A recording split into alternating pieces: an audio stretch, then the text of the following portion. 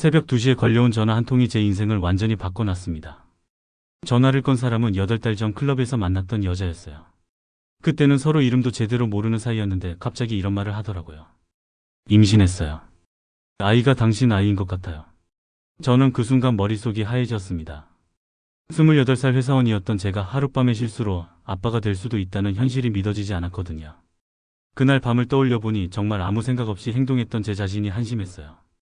친구들과 스트레스를 푼다고 클럽에 갔다가 술에 취해서 벌어진 일이었거든요. 그 여자분 이름은 민지였어요. 저보다 2살 어린 26살이었고 대학원생이었습니다. 전화로 얘기해보니 저와 똑같이 당황하고 있었어요. 저도 이런 일은 처음이에요. 어떻게 해야 할지 모르겠어요. 민지는 울먹이는 목소리로 말했습니다. 저는 일단 만나서 얘기해보자고 했어요. 다음날 카페에서 만났는데 민지는 임신 테스트기 사진을 보여줬습니다. 2줄이 선명하게 나와 있었어요. 병원에서도 확인했어요. 임신 8주래요. 시기적으로 계산해보니 그날 밤이 맞았습니다. 저는 솔직히 말해서 도망치고 싶었어요. 아직 결혼할 생각도 없었고 아이를 키울 준비도 전혀 안 되어 있었거든요. 하지만 민지를 보니 마음이 아팠습니다. 혼자 이 모든 걸 감당하기에는 너무 어린 나이였거든요.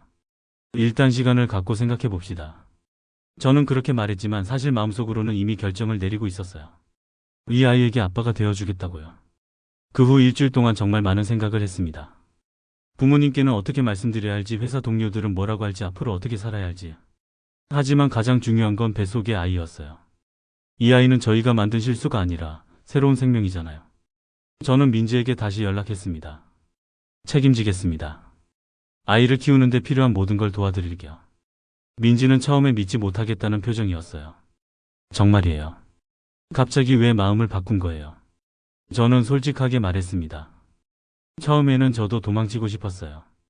하지만 이 아이도 제 아이잖아요. 책임을 져야죠. 그때부터 저희는 정기적으로 만나기 시작했습니다. 산부인과 검진도 같이 가고 임신 관련 공부도 함께 했어요. 처음에는 어색했지만 점점 가까워졌습니다. 민지는 생각보다 정말 좋은 사람이었어요. 착하고 똑똑하고 아이를 위해서라면 뭐든 하려는 마음이 있었거든요. 임신 5달쯤 됐을 때 초음파로 아이 얼굴을 처음 봤습니다. 작은 손가락들이 움직이고 있었어요. 그 순간 정말 눈물이 났습니다. 우리 아이네요. 민지도 울고 있었어요. 그때부터 저는 진짜 아빠가 되는 기분이었습니다. 하지만 현실적인 문제들도 많았어요. 우선 양가 부모님께 말씀드려야 했거든요.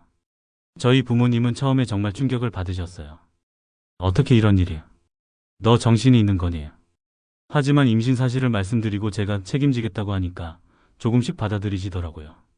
민지 부모님도 마찬가지였어요. 처음에는 화를 내시다가 나중에는 잘 부탁한다고 하셨습니다. 임신 7개월쯤 됐을 때 저희는 결혼을 결정했어요. 사랑해서 결혼하는 건 아니었지만 아이를 위해서는 가정이 필요하다고 생각했거든요. 서로 노력해봐요. 아이를 위해서라도요. 민지도 동의했습니다. 결혼식은 간소하게 했어요. 임신한 몸으로 웨딩드레스 입는 것도 부담스럽고 주변 시선도 신경 쓰였거든요. 하지만 그래도 의미 있는 시간이었어요. 드디어 출산날이 왔습니다. 새벽 3시에 민지가 진통을 시작했어요. 병원으로 급히 가서 12시간을 기다렸습니다. 그리고 오후 3시에 아들이 태어났어요. 처음 아이를 안았을 때 그 느낌은 말로 표현할 수 없었습니다. 정말 작고 소중한 생명이었어요. 안녕 아들아. 아빠야. 그 순간 모든 후회와 걱정이 사라졌습니다. 이 아이를 위해서라면 뭐든 할 수 있을 것 같았거든요. 아이 이름은 준호라고 지었어요. 준수하고 밝게 자라라는 뜻이었습니다. 신혼생활은 생각보다 힘들었어요. 갓난아기를 키우는 것도 처음이고 서로를 잘 모르는 상태에서 가정을 꾸려가는 것도 쉽지 않았거든요. 밤중에 아이가 울면 번갈아 가면서 돌봤고 기저귀 갈기부터 분유 타기까지 모든 걸 함께 배워나갔어요. 그 과정에서 민지와 저는 점점 가까워졌습니다. 아이를 키우면서 서로의 진짜 모습을 보게 됐거든요. 민지는 정말 헌신적인 엄마였어요. 밤새 아이를 돌보면서도 불평 한 번 안 했습니다. 저도 최대한 도우려고 노력했어요. 회사에서 돌아오면 바로 아이를 돌보고 주말에는 민지가 쉴 수 있게 해줬습니다.